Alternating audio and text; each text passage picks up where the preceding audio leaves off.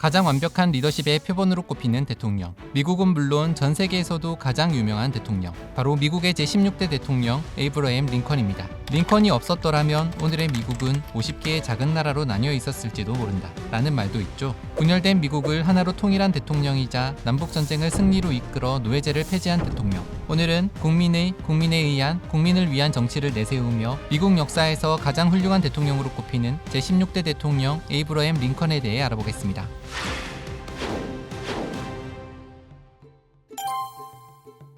1809년 2월 12일 미국 켄터키주 하딘 카운티에 살던 아버지 토머스 링컨과 어머니 낸시 링컨 사이에서 태어난 에이브러햄 링컨. 에이브러햄이 태어난 곳은 집이라고는 하지만 방 한 칸밖에 없는 오두막이었는데요. 아버지 토마스는 한때 분홍이었으나 파산한 뒤 에이브러햄이 태어난 이후엔 내내 가난하게 살았다고 합니다. 때문에 에이브러햄은 제대로 된 교육은커녕 어렸을 때부터 집안일이나 농사일을 도와야 했습니다. 심지어 품삯을 벌기 위해 다른 집의 일까지 해야 했고 마을 사람들이 애를 너무 부려먹는 거 아니냐?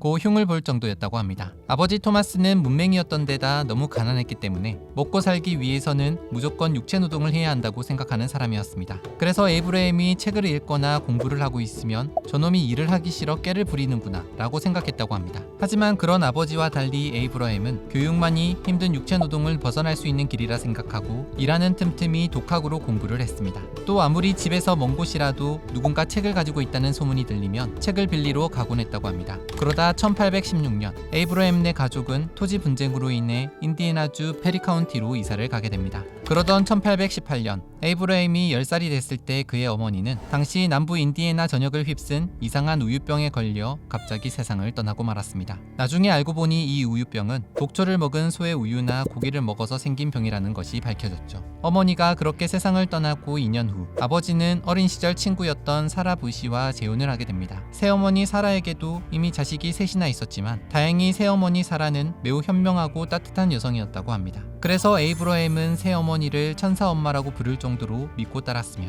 사라 역시 에이브러햄을 친자식처럼 보살폈습니다. 게다가 사라는 유난히 총명했던 에이브러햄의 재능을 알아보고 계속 책을 읽고 공부를 할 수 있도록 응원하고 격려를 해주었다고 합니다. 또 사라는 유머 감각도 뛰어났다고 전해지는데 훗날 정치인 에이브러햄이 보여준 특유의 위트와 유머 감각은 바로 새어머니에게 영향을 받은 것이라고 합니다. 하지만 그때까지만 해도 아버지는 시간만 나면 책을 읽는 에이브러햄을 영 못마땅하게 여겼습니다. 그러던 어느 날 아버지의 생각을 바꾸게 된 한 가지 사건이 일어나게 되니 바로 글을 전혀 읽지 못했던 아버지가 사기 계약을 당할 뻔한 것을 에이브러햄이 막아준 것이었죠. 아버지는 자신의 땅 중 일부를 누군가에게 팔기로 하고 계약서에 서명을 하기로 했는데 그때 마침 에이브러햄이 계약서를 자세히 살펴보니 땅의 전부를 파는 것으로 써져 있었던 것인데요. 하마터면 땅 전부를 날릴 뻔했던 아버지는 이후로는 에이브러햄이 책을 읽는 것을 봐도 잔소리를 하지 않았습니다. 1828년 20살이 된 에이브러햄에게 또다시 큰 불행이 찾아왔습니다. 바로 하나뿐인 친누나 세라가 결혼 후 아기를 낳다 22살의 젊은 나이에 세상을 떠나게 된 것입니다. 어렸을 때부터 사람이 거의 없던 척박한 시골 개척지에서 자란 둘은 서로가 유일한 친구였을 정도로 유난히 사이가 돈독한 남매였는데 이렇게 어머니에 이어 누나까지 세상을 떠나며 에이브러햄은 큰 충격과 슬픔을 겪어야 했다고 합니다. 1830년 에이브러햄의 가족은 다시 일리노이주로 이사를 가게 되었습니다. 아버지처럼 농사꾼이 될 마음이 없었던 에이브러햄은 집을 나와 그때부터 여러 가지 일을 전전하기 시작했는데요. 독립 후 에이브러햄이 하게 된 일은 뉴올리언스까지 짐을 운반하는 것이었습니다. 바로 이때 에이브러햄은 자신의 인생에 큰 영향을 주는 한 장면을 목격하게 됩니다. 바로 노예 경매장에서 흑인 어머니와 어린 자식을 강제로 갈라놓으며 울부짖는 아이와 어머니를 보고 큰 충격을 받게 된 것이었죠. 이후 에이브러햄은 일리노이주 뉴세일럼에 정착해 잡화점 직원, 우체국, 측량기사 등 이것저것 닥치는 대로 일했습니다.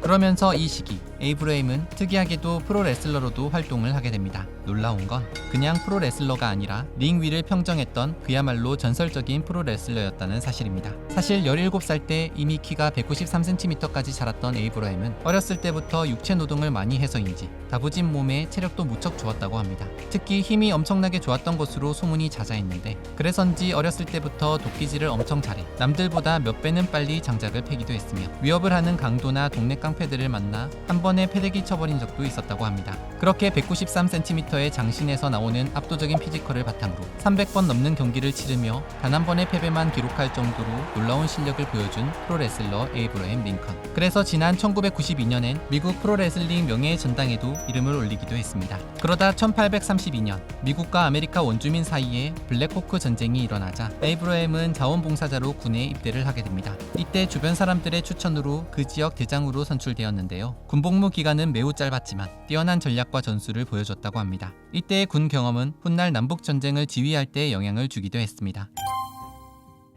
짧은 군복무를 마치고 다시 일반인으로 돌아온 에이브러햄은 친구와 동업으로 잡화점을 운영하게 됩니다. 하지만 얼마 되지 않아 쫄딱 망해 많은 빚을 지고 말았는데요. 똑똑해 보이는 젊은 친구가 그리 된 게 안타까웠는지 주변 사람들은 에이브러햄에게 주의회 선거에 나가보라고 추천을 합니다. 그렇게 1832년 에이브러햄은 주의회 선거에 출마하게 되죠. 하지만 13명 중 8위로 낙선을 하게 되고 다시 일을 구해야 했던 에이브러햄은 친구에게 돈을 빌려 또다시 사업을 하지만 이번에도 역시나 결과는 폭망. 이때 생긴 빚을 갚는 데만 무려 17년이 걸렸다고 합니다. 여튼 그 사이 1834년 다시 주의회 선거가 열리게 되는데 이번에도 역시 지인들의 추천으로 에이브러햄은 선거에 출마했고 다행히 이번엔 일리노이주 주의원에 당선되었습니다. 그때 에이브러햄의 나이 26세였습니다. 막상 주의원이 되고 보니 에이브러햄은 자신의 직업에 한계를 느꼈다고 합니다. 그래서 그는 어린 시절부터 관심이 있었던 법학을 독학으로 공부했고 결국 1836년 변호사 시험에 합격했습니다. 이후 에이브러햄은 일리노이주 스프링필드로 옮겨 본격적으로 변호사 활동을 이어가게 되죠. 가난한 집 출신의 별다른 배경도 없었던 에이브러햄은 변호사 초기에만 하더라도 일감이 별로 없었다고 합니다.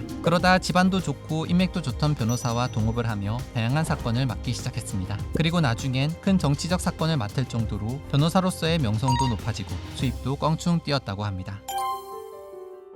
1839년 12월 에이브러햄은 켄터키주 상류층 가문 출신의 9살 연하 메리 토드라는 여성을 만나 사랑에 빠지게 됩니다. 사교적이고 화려한 것을 좋아했던 메리는 에이브러햄과는 성격도 정반대였습니다. 게다가 메리의 전 남자친구는 훗날 에이브러햄의 정적이 되는 민주당의 거물 정치인 스티븐 더글러스였다고 합니다. 메리의 집에서는 가난한 집 출신인 에이브러햄과의 결혼을 탐탁치 않게 여겼지만 둘은 1842년 결혼을 하고 아이 넷을 낳아 가정을 꾸리게 됩니다. 엄한 아버지 밑에서 자란 하늘 풀기라도 하듯 아이들에게 유난히 다정했다는 에이브러햄 링컨. 하지만 그에겐 비극이 끊이지 않았습니다. 장남을 제외하곤 모두 어린 나이에 일찍 병으로 세상을 떠난 것인데요. 바로 이 때문에 아내 메리는 평생을 우울증과 히스테리, 편집증에 시달렸으며 에이브러햄 역시 아들의 죽음과 아내의 심각한 정신 상태로 인해 큰 고통을 겪어야 했습니다. 그런 와중에 공처가였던 에이브러햄은 아픈 아내를 낫게 하기 위해 헌신을 다했다고 합니다. 그럼에도 결국 메리는 남편 에이브러햄이 암살당하고 뒤이어 막내 아들이 병으로 세상을 떠난 후 정신질환 판정을 받고 이후 정신병원에 보내질 정도로